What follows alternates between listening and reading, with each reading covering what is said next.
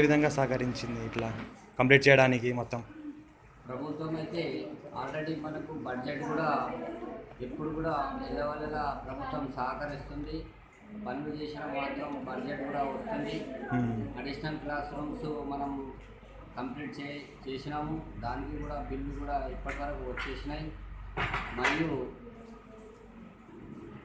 మనకు ఇక్కడ మండలంలోనే మనకు హై స్కూల్ కూడా లేకుండే, అది కూడా 9th క్లాస్ కూడా పర్మిషన్ ఇవ్వడం జరిగింది.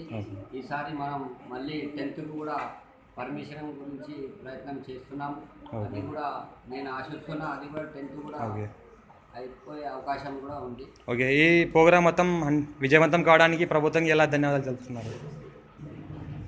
ప్రభుత్వంకి తెలంగాణ గవర్నమెంట్ కల్వకుంట్ల చంద్రశేఖరరావు గారు ఈ మైనారిటీస్ గురించి చాలా వాళ్ళు ఎన్నో రకాల షాదీ ముబారక్ కానీ సంక్షేమ పథకాలు, షాదీ ముబారక్ కూడా మంచి పథకం వాళ్ళకు ఇవ్వడం జరుగుతుంది.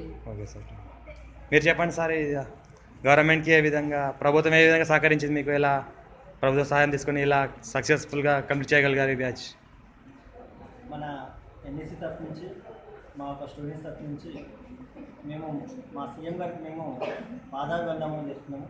ఎందుకంటే ఇవాళ రేపు మైనారిటీ స్టూడెంట్స్ ఎంత వెనబడినారో అందరికీ తెలుసు. గత ప్రభుత్వం ఏం చేసేదో కూడా తెలియదు.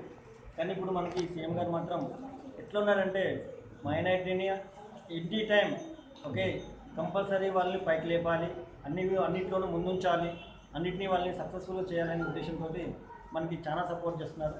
కాబట్టి మా సీఎం గారికి పాదాభివందనములు మా స్టూడెంట్ తరఫు నుంచి, మా ఎన్ఎస్సీ తరఫు నుంచి. ఓకే సార్, ఎంతమంది పాల్గొన్నారు ఈ ప్రోగ్రాంలో? ఈ ప్రోగ్రామ్ సక్సెస్ఫుల్గా కంప్లీట్ చేయడానికి ఎంతమంది పాల్గొన్నారు? వాళ్ళ పేర్లు? ట్రైనింగ్ సక్సెస్ఫుల్ అవడానికి మేము మా సఫీ గారిని మేము మెచ్చుకుంటామండి. ఎందుకంటే ఈ ట్రైనింగ్లో మాకు ఫస్ట్ ఆఫ్ ఆల్ ఆయన ప్రోత్సాహం వల్లే మాకు ట్రైనింగ్ రావడం జరిగింది మా ఎన్ఎస్సీలో. ఓకే, దాంతోపాటు మా టీచర్ గారిని సపోర్ట్ చేస్తాం. ఎందుకంటే ఒక్కరోజు కూడా పిల్లల్ని ఆబ్సెంట్ కాకుండా 100% అందరికి హాజరు వచ్చే విధంగా వాళ్ళందరికీ ట్రైనింగ్ ఇంట్రెస్ట్ చూపించింది. ఓకే, అస్మా గారికి